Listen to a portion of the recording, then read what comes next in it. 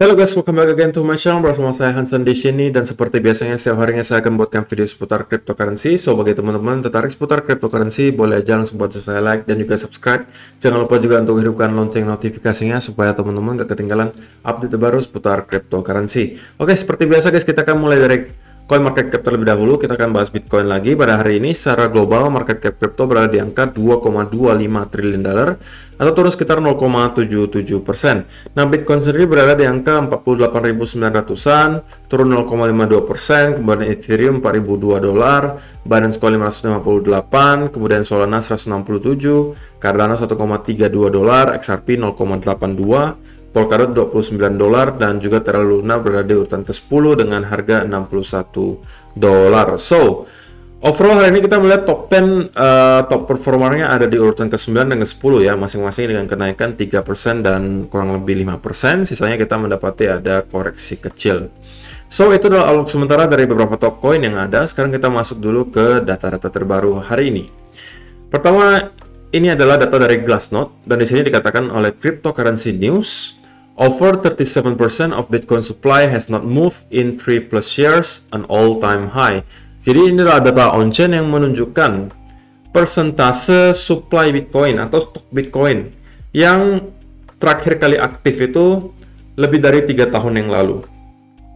Dan kalau misalnya Bitcoin sudah tidak aktif lebih dari 3 tahun, atau stok Bitcoin yang sudah tidak aktif lebih dari 3 tahun ini, biasanya ada beberapa kemungkinan. Antara pertama, orang-orang yang sudah membeli lebih dari 3 tahun yang lalu, kemudian disimpan di wallet pribadi dia, dan ternyata walletnya hilang. Jadi nggak bisa diapa-apain lagi dong, ya kan? Dan otomatis nggak bakalan aktif lagi. Atau kemungkinan kedua, mereka memang adalah diamond hands gitu kan. Mereka sudah membeli juga lebih dari 3 tahun yang lalu, dan tidak pernah diapa-apain. Tidak pernah ditransfer ke exchange, tidak pernah ditarik dari exchange, dan lain sebagainya. Pokoknya tidak pernah aktif lagi selama lebih dari 3 tahun. Dan sekarang kita melihat angka supply yang last aktifnya lebih dari 3 tahun yang lalu itu di all time high, alias sekarang kita melihat semakin banyak stok Bitcoin yang tidak lagi aktif lebih dari 3 tahun. Bisa kita simpulkan juga bahwa semakin banyak orang-orang yang menjadi diamond hands gitu kan. Banyak sekali orang-orang yang hold jangka panjang. Jadi ini adalah menurut saya indikasi yang cukup positif untuk long termnya gitu kan. Kemudian next, ini juga adalah salah satu yang saya katakan akan coba saya terus update gitu, beberapa hari sekali saya update. Ini adalah balance on exchanges, alias stok Bitcoin yang berada di exchange. Untuk sementara kita masih belum melihat adanya perubahan dari segi tren di balance on exchanges. Kita masih terus melihat penurunan yang terjadi, dan balance on exchanges itu terus-menerus mengalami downtrend. Dan seperti yang sudah saya sampaikan guys, apabila nanti saya melihat ada perubahan yang terjadi, misalnya katakanlah kita mendapati ada reversal di sini, dan balance on exchanges itu mulai memperlihatkan uptrend seperti yang terjadi di bulan Mei kemarin di sini, maka saya sedikit akan lebih waspada, dan mungkin saya akan mengurangi portofolio saya. Ketika kita melihat ada sebuah relief rally, kemudian kita melihat supply on exchange itu juga ikutan naik, maka itu biasanya akan jatuhnya sebagai bull trap gitu ya, dan atau dead cat bounce, kalian mau sebutnya apapun itu terserah. Tapi kalau misalnya itu yang terjadi dan mimicking yang terjadi di bulan Mei kemarin, maka kemungkinan besar saya akan mengurangi sedikit porto saya di cryptocurrency, dan saya akan lakukan update untuk kalian juga mungkin berapa hari sekali, untuk kalian selalu update juga gitu ya, dan nggak ketinggalan data-data on-chain terbaru. Jadi stay tune terus di channel ini. Nah, kenapa ini cukup penting menurut saya? Nah, kalau misalnya memperhatikan, harusnya kalian juga udah tahu ya, ini juga udah pernah saya bahas sebelumnya. Karena ini merupakan indikasi yang cukup baik gitu untuk menilai apa yang akan kira-kira terjadi di mid term sampai long term. Kalau kalian perhatikan di bulan Mei kemarin, kita mendapati ada sedikit koreksi, bukan sedikit, tapi koreksi yang cukup dalam di sini. Kemudian kita mendapati relief rally atau dead cat bounce atau bull trap gitu kan. Tetapi ketika kita mendapati harga naik di sini, kita juga melihat balance on exchange itu naik, alias orang-orang mulai bersiap jualan di sini gitu kan. Dan itu membuat kita mendapati koreksi dalam di bulan Mei, sampai ke bulan Juli kita baru bisa recover dan mulai start lagi momentum ke atas. Namun untuk sementara kita belum melihat hal tersebut terjadi, dan kalau misalnya nanti kita menyerupai hal yang sama dengan di bulan Mei, saya juga akan kabari ke teman-teman semua. Oke, next ini adalah dari Matthew Hyland. Bitcoin hidden bullish divergence created on 3-day RSI and momentum indicator. Jadi ini adalah salah satu juga yang saya sampaikan kemarin gitu ya. Mungkin kalau kalian yang subscriber lama juga udah tahu dari kemarin-kemarin bahwa saya udah sampaikan. Memang di daily chart kita melihat ada semacam hidden bullish divergence. Dimana kalau misalnya teman-teman lihat chartnya Bitcoin ini, kita membentuk higher low. Kenapa higher low? Karena low di sini lebih tinggi daripada low yang di sini, ya kita sebutnya higher low, oke? Tapi di indikator RSI dan indikator momentumnya kita membentuk lower low, oke? Jadi ini secara teori kita bisa sebut sebagai divergence atau perbedaan. Simpelnya itu divergence ya, perbedaan gitu kan? Dan ini adalah yang typical hidden bullish divergence. Jadi ya, ini adalah juga indikasi yang cukup positif menurut saya, tetapi sekali lagi saya katakan namanya indikator itu hanya untuk menunjukkan indikasi gitu guys ya. Kita perlu konfirmasi lebih lanjut untuk bisa melakukan keputusan investasi. Dan salah satu yang dari kemarin saya sampaikan adalah saya pengen ngelihat Bitcoin itu break di atas 53.000, kemudian stay above, dan mungkin saya akan sedikit flip ke arah bullish gitu ya. Next. Nah, ini juga adalah salah satu hal yang menurut saya sering orang-orang lupakan gitu ya sebagai investor kripto. Apalagi kalau kalian yang long term holder gitu guys ya. Yang sebenarnya yang kalian perlu pusingkan itu hanya sedikit banget kalau memang kalian niatnya adalah long term invest di kripto. Yang perlu kalian tahu hanya data seperti ini, di mana dari tahun ke tahun Bitcoin itu selalu naik harganya. 2016 kita berada di 758. Ini adalah harga Bitcoin di tanggal 1 Desember setiap tahunnya dari tahun 2016. Oke. 2016 kita mendapati harga Bitcoin di 758, 2017 sudah 10.200, 2018 4.165, 2019 7.200, 2020 18.500, 2021 59.000. Ya, walaupun kita melihat dari 2017 ke 2018 ada penurunan, tapi secara overall kalau kalian hold long term, ya kita bisa melihat secara statistik memang kalau kalian hold long term itu biasanya kalian akan mendapatkan cuan di Bitcoin. Jadi ya simpelnya kalian nggak perlu terlalu pusingin pergerakan short term, ngelihat di 1 hour chart, ngelihat di 15-minute chart, untuk apa gitu. Kalian itu long term investor, kecuali kalian scalper gitu kan, atau kalian adalah day trader, atau kalian ada swing trader. Itu masih masuk akal, kalian mungkin mantau di 1 hour chart, 4 hour chart gitu kan, atau mungkin 50-minute chart, itu wajar. Tapi kalau misalnya kalian merupakan investor jangka panjang dan kalian yakin bahwa namanya kripto dan khususnya Bitcoin itu akan secara long term terus menerus secara eksponensial naik, maka harusnya kalian tidak terlalu khawatir dan kalian akan terus menerus melakukan akumulasi dengan cara mungkin dollar cost averaging gitu ya. Jadi ini adalah juga hal yang menarik yang pengen saya sampaikan untuk kalian.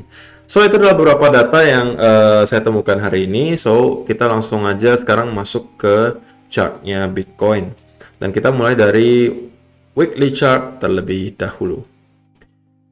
Nah, kalau misalnya teman-teman perhatikan di weekly chart, ya sebenarnya ini adalah salah satu hal yang kemarin kita bahas ya, dimana kalau secara statistik sebenarnya terakhir kali Bitcoin close candle 5 kali berturut-turut dalam keadaan merah itu udah di bawah tahun 2015 gitu ya. 2013, 2014 itu kita pernah melihat Bitcoin closing candle weekly itu lebih dari 4 kali dalam keadaan merah. Tapi setelahnya kita tidak pernah melihat Bitcoin closing candle weekly dalam keadaan merah lebih dari 4 kali gitu ya. Dan untuk kali ini kita sepertinya hanya mendapati 3 kali candle merah dan sekarang kita mendapati 1 candle hijau. Jadi ya mungkin itu udah membuat teorinya kemarin invalid ya, bahwa kalau misalnya kita mendapati 4 candle merah, kemungkinan nextnya akan hijau gitu. Jadi kemarin malah kita closingnya di warna hijau dan kita closingnya kurang lebih di angka 50.000. Nah, kalau di daily chart sebenarnya hal yang mau saya highlight di sini adalah tentunya masih soal RSI di sini ya. Kita masih saja mendapati konsolidasi, dan saya rasa salah satu hal yang cukup baik bisa kita lihat adalah apabila kita mampu break dari trendline RSI di sini, dan kemungkinan kita akan bisa mendapati bounce dari sini. Jadi ini bisa kalian jadikan sebagai salah satu indikator menurut saya. Dan kalau misalnya kalian perhatikan price actionnya sekarang, gitu ya, sebenarnya ini semakin lama semakin mirip guys. Ini adalah beberapa hari yang lalu saya sampaikan. Semakin lama semakin mirip dengan pergerakan di bulan September kemarin. Oke, dimana kita kurang lebih 8 atau 9 hari di sini ya, kurang lebih. Coba kita cek lagi ulang.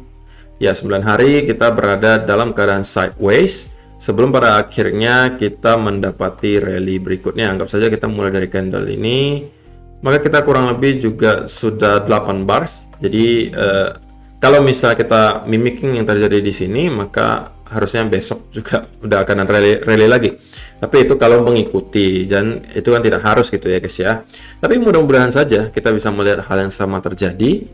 Dan kalau misalnya kita lihat di shorter time frame atau time frame lebih kecil, time frame lebih pendek, ini adalah salah satu yang juga kita bahas kemarin, di mana Bitcoin udah sempat breakout dari trendline yang tercipta di sini.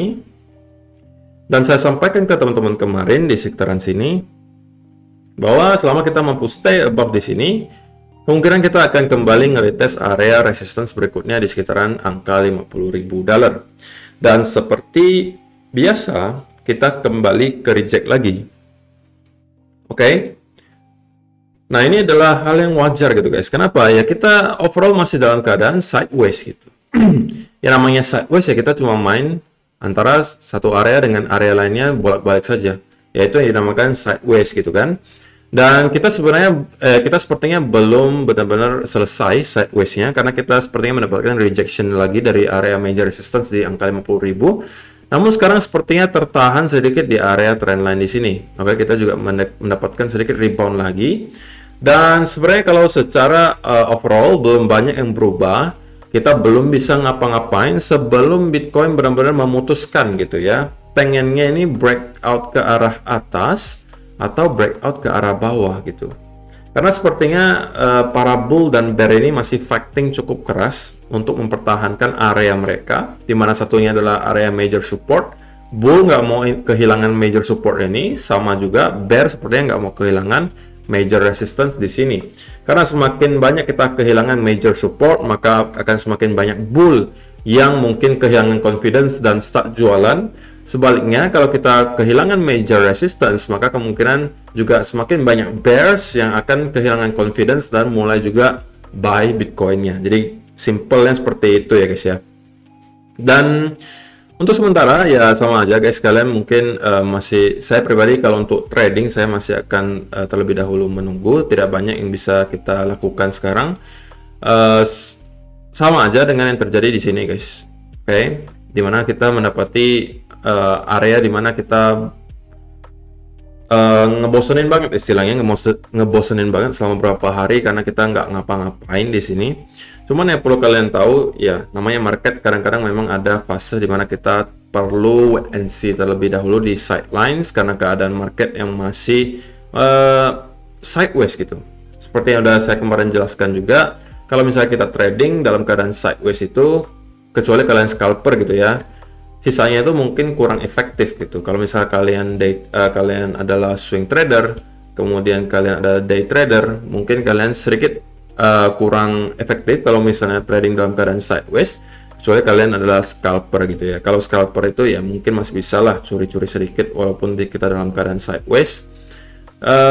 Dan ya tidak banyak sih yang bisa saya sampaikan hari ini guys kalau dari segi chart. Yang pasti kita masih perlu menunggu apa yang pengen dilakukan oleh Bitcoin berikutnya, dan masih sama aja patokannya menurut saya, dimana area yang perlu kita perhatikan tetap di kedua area yang dari kemarin kita sampaikan di 47 sampai 48 sebagai major support, major resistance-nya di 50.000. Dan sebenarnya guys, semakin lama kita berada dalam tahap sideways seperti ini, biasanya ketika kita bergerak lagi atau membuat sebuah tren lagi, kita kemungkinan akan mendapatkan pergerakan yang eksplosif gitu. Seperti yang terjadi kalau misalnya teman-teman melihat di sini sideways cukup lama, tapi ketika bergerak kita eksplosif banget. Oke, kemudian kalau misalnya teman-teman lihat di sini juga sideways cukup lama, tapi sekali bergerak kita eksplosif banget. Di sini juga sama, kita sideways cukup lama, tapi sekali gerak eksplosif banget. Jadi saya juga expect apabila nanti kita break out dari salah satu area di sini, kemungkinan kita akan mendapati sebuah pergerakan yang cukup eksplosif. So itu aja sih untuk hari ini guys. Terima kasih yang sudah menonton sampai selesai. Semoga bermanfaat video kali ini. Dan kalau misalnya kalian suka dengan video hari ini, mohon bantuan like-nya. Dan kita akan bertemu lagi di video yang berikutnya. Bye bye.